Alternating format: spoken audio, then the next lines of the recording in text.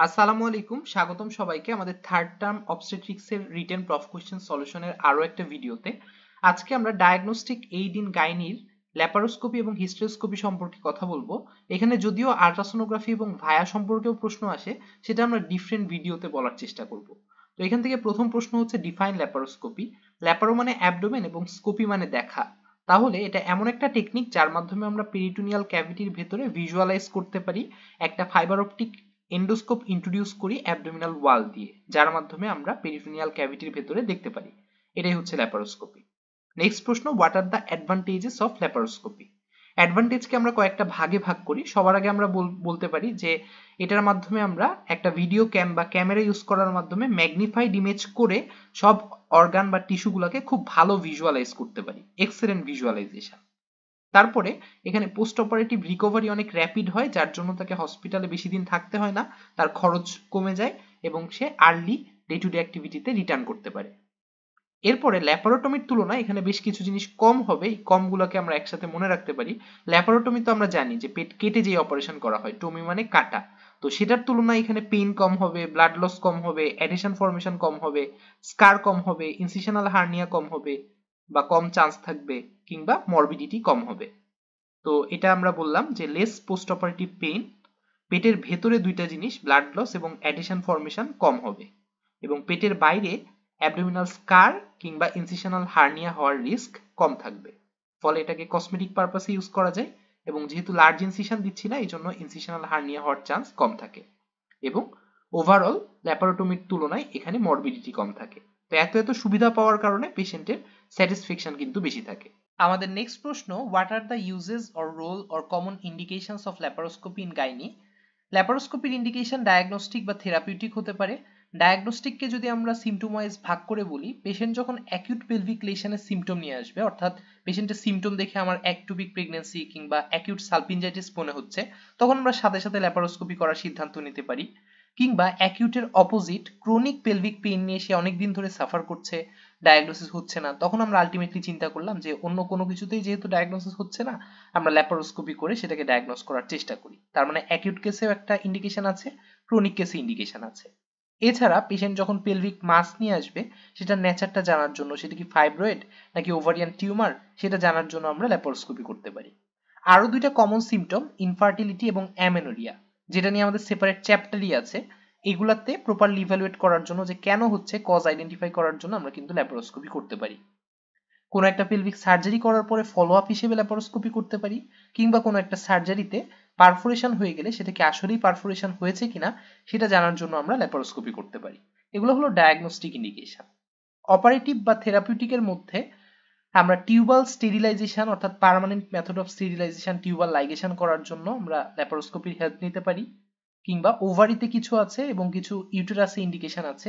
ওভারির ক্ষেত্রে আমাদের যদি সিস্ট থাকে, সিম্পল সিস্টের ক্ষেত্রে জাস্ট অ্যাসপিরেশন করে ফেলি অথবা সিস্টেকটমি করি, আর পলিসিস্টিক যদি হয় সেই ক্ষেত্রে ডায়াথার্মি অর্থাৎ ড্রিল করে করে ফুটা করে বের করে দিতে পারি। এটা গেল সিস্টের ক্ষেত্রে। এন্ডোমেট্রিওমা থাকলে ড্রেনেজ করতে পারি।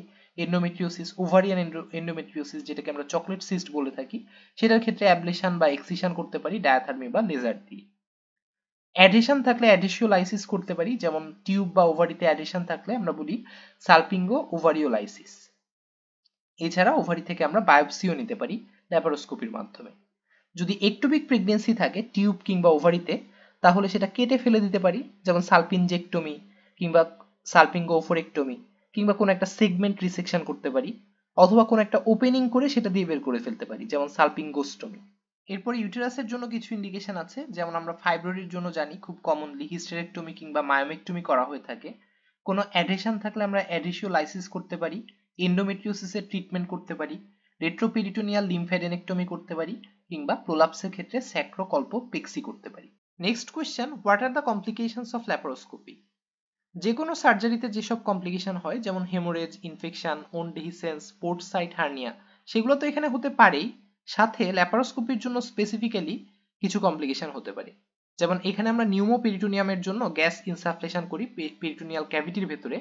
যদি এক্সট্রা পেরিটোনিয়াল ইনসাফলেশন হয়ে যায়, গ্যাসটা বাইরে যদি ইনসাফলেশন হয়, তখন কিন্তু এমফাইসেমা হতে পারে কিংবা কার্ডিয়াক অ্যারিথমিয়া হতে পারে। কার্বন ডাইঅক্সাইড গ্যাস দিয়ে যেহেতু আমরা নিউমোপেরিটোনিয়াম করি, সেটা যদি যে কোনো ভেসেলে এম্বোলিজম করে, সেখান থেকে হাইপোটেনশন, কার্ডিয়াক অ্যারিথমিয়া এগুলো করতে পারে। আর আমরা যেসব ট্রোকার ইউজ করি, যেসব ইনস্ট্রুমেন্ট ইউজ করি, সেগুলো অনেক তীক্ষ্ণ থাকার কারণে সেগুলো যে কোনো ব্লাড ভেসেল বা বাওয়েলকে ইনজুরি করতে পারে। আবার আমরা অনেক সময় ইলেকট্রো সার্জারি করি, ডায়াথার্মি দিই, সেগুলোর জন্য থার্মাল ইনজুরি হতে পারে বাওয়েল, ব্লাডার কিংবা ইউরেটারে। কিছু অ্যানাস্থেটিক কমপ্লিকেশন থাকতে পারে, যেমন হাইপোভেন্টিলেশন। আমরা যেহেতু নিউমোপেরিটোনিয়াম করি, সেটা উপরের দিকে ডায়াফ্রামকে খুব বেশি যদি দিয়ে ফেলি গ্যাস, সেটা ডায়াফ্রামকে চাপ দিয়ে হাইপোভেন্টিলেশন করতে পারে, কিংবা বেজাল লাং অ্যাটেলেকটেসিস করতে পারে। কার্বন ডাইঅক্সাইড ইউজ করার কারণে বেশি পরিমাণে carbon dioxide hypercarbia, metabolic acidosis, tachycardia এগুলো করতে পারে। আমরা অ্যানেস্থেসিয়া দেওয়ার সময় যখন ট্রাকিয়ার ভেতরে টিউব ঢুকাই, সেটা ভুল করে ইসোফ্যাগাসের ভেতরে ঢুকে যেতে পারে, ইসোফেজিয়াল ইনটিউবেশন। কিংবা আমরা যেহেতু পেশেন্টকে ট্রেন্ডেলেনবার্গ পজিশনে রাখি, অর্থাৎ হেডটা নিচের দিকে থাকে, মাথাটা কিছুটা উপরের দিকে থাকে, যার ফলে ফ্লুইড অ্যাসপিরেশন হয়ে যেতে পারে এবং কার্ডিয়াক অ্যারেস্ট হতে পারে। আমরা 4টা প্রশ্ন পড়েছি। আমাদের 5th প্রশ্ন, short note laparoscopy in gynae. Short নোটে আমরা সবই লিখে ফেলতে পারি, সাথে আমরা ইনস্ট্রুমেন্টগুলোর নাম লিখতে পারি। যেমন কিছু বেসিক ইনস্ট্রুমেন্ট ইউজ করা হয়, নিউমোপেরিটোনিয়াম করার জন্য ভেরেস নিডল ইউজ করা হয় এবং গ্যাস ইনসাফলেশনের জন্য ইনসাফলেটর ইউজ করা হয়। এরপরে ট্রোকার অ্যান্ড ক্যানুলা ইনসার্ট করা হয়, সেটার ভিতর দিয়ে টেলিস্কোপ ইনসার্ট করা হয়, যেটা দিয়ে আমরা দেখি, তবে পেটের ভিতরে অন্ধকার থাকার কারণে কিছু দেখা যায় না, এজন্য একটা লাইট সোর্স লাগে। ছবি তোলার জন্য ক্যামেরা ইউনিট এবং সেটাকে মনিটরে দেখানোর জন্য মনিটর প্রয়োজন হয়। অ্যাক্সেসরি কিছু ইনস্ট্রুমেন্ট আছে, কাটার জন্য সিজার, ধরার জন্য গ্রাস্পিং ফরসেপ বা প্রোব, ফ্লুইড অ্যাসপিরেশন বা সিস্ট অ্যাসপিরেশন করার জন্য অ্যাসপিরেটর অ্যান্ড ইরিগেটর, সেলাই করার জন্য বা সুচারিং করার জন্য নিডল ড্রাইভার, বড় স্পেসিমেন বের করার আগে কেটে টুকরা করার জন্য মর্সিলেটর, কিংবা ইউটেরাইন ম্যানিপুলেটর, কাটার জন্য এল হুক, মায়োমেক্টমিতে myoma screw, specimen retrieval bag, এগুলো আমরা ইউজ করতে পারি। বিভিন্ন ইন্টারনাল ভেসেল থেকে ব্লিডিং হলে সেটা বন্ধ করার জন্য আমরা হেমোস্টেসিস করতে হবে। এটার বেশ কিছু মেথড আছে, যেমন ইলেকট্রোকোয়াগুলেশন, আমরা ডায়াথার্মি ইউজ করি, যেমন মনোপোলার বা বাইপোলার। বাইপোলারের এক্সাম্পল লিগেশিওর কিংবা এনসিল। ডায়াথার্মি দিয়ে ভোল্টেজের তারতম্য করে আমরা কিন্তু কাটাকাটির কাজও করতে পারি, আবার কোয়াগুলেশনও করতে পারি। এছাড়া হেমোস্টেসিসের জন্য আমাদের laser coagulation, harmonic scalpel, mechanical clip বা বিভিন্ন স্টেপলার আছে, কিংবা আমরা সুচার দিতে পারি কিংবা লাইগেচার ইউজ করতে পারি। এরপরে আসি মেইন প্রসিডিউর বা সার্জিক্যাল টেকনিকে।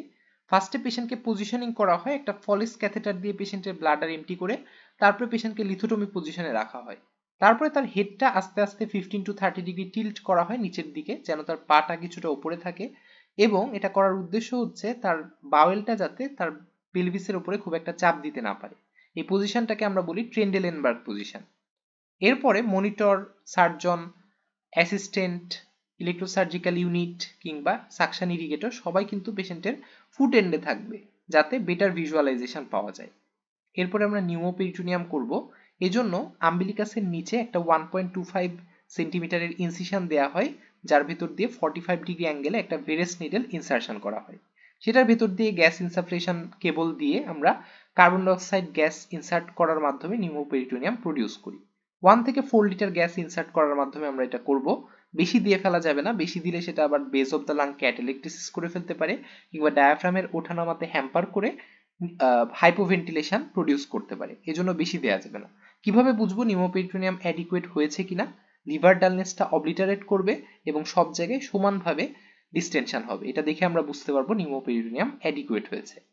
এরপরে আমরা ট্রোকার ইনসার্ট করব ল্যাপারোস্কোপের গাইডেন্সের জন্য, অর্থাৎ কোন দিক দিয়ে ঢুকাবো সেটার জন্য তীক্ষ্ণ ট্রোকার ইউজ করব। তারপরে ক্যানুলা ইউজ করব এবং ট্রোকার বের করে সেটার ভিতর দিয়ে ক্যানুলা ল্যাপারোস্কোপ ইনসার্ট করব। তারপরে আমরা অ্যাক্সেসরি পোর্ট ক্রিয়েট করব এবং এরপরে যে কোনো বিভিন্ন সার্জারির জন্য বিভিন্ন সার্জিক্যাল প্রসিডিউর করব।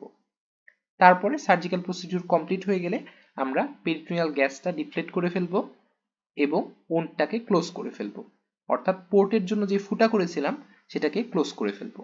সার্জারি মানে যেহেতু কাটাকাটি, আমরা কাটার জন্য কি কি মেথড ইউজ করতে পারি ল্যাপারোস্কোপিতে? Blunt dissection, sharp dissection, aqua dissection, electro dissection বা ডায়াথার্মি, লেজার ডিসেকশন কিংবা হারমোনিক স্কালপেল ইউজ করতে পারি। আর আমাদের মাথায় একটা প্রশ্ন আসে যে কিভাবে এত বড় একটা স্পেসিমেন এত ছোট একটা পোর্ট দিয়ে আমরা বের করব? তো এই ক্ষেত্রে বড় স্পেসিমেন থাকলে সেটাকে মর্সিলেশন করা যায় বা ছোট ছোট টুকরা করা যায়, তারপরে সেই টুকরাগুলোকে পোর্টের ভেতর দিয়ে বের করা যাবে। অথবা আমাদের কাজ শেষ হয়ে গেলে আমরা যে কোনো একটা ট্রোকার ইনসিশন সাইটকে এনলার্জ করতে পারি, ফলে ওই বড় এনলার্জড সাইট দিয়ে আমরা কিন্তু বড় যে স্পেসিমেন সেটাকে বের করতে পারবো। এক্ষেত্রে গ্যাস বের হয়ে যাওয়ার কোনো ভয় থাকবে না, কারণ আমার কাজ তো শেষ, ঠিক না? গ্যাস গ্যাস যদি কিছুটা বেরো হয়ে যায়, আমি তো একটু পরে ওইটাকে বেরি করে ফেলবো, ঠিক না? তো এই জন্য এটা খুব একটা সমস্যা হবে না। এছাড়া হিস্টেরেক্টমিতে যে কলপোটমি ইনসিশন দেওয়া হয় ভ্যাজাইনাল ওয়ালে, এবং ভ্যাজাইনাল ওয়ালে যেহেতু কোনো কসমেটিক পারপাসও নাই ভেতরে থাকার কারণে, এই জন্য এটা বড় থাকে সাধারণত, এই জন্য ওই ইনসিশন সাইট দিয়ে আমরা কিন্তু বড় বড় স্পেসিমেন বের করতে পারি। আমাদের লাস্ট প্রশ্ন, হোয়াট ইজ হিস্টেরোস্কোপি? আবারও সেম কথা, হিস্টেরো মানে ইউটেরাস, স্কোপি মানে দেখা, তার মানে আমরা ইউটেরাসের ভেতরে দেখতে চাই। তাহলে এটা it is a procedure that allows direct visualisation inside the uterus. ইউটেরাসের ভেতরে আমরা দেখতে পাবো এই প্রসিডিউরের মাধ্যমে। এটা সম্পর্কে ডিটেলস বলবো না, জাস্ট একবার একটা ডেফিনেশন এসেছে। তো এতটুকুই আজকে, ধন্যবাদ সবাইকে, আসসালামু আলাইকুম।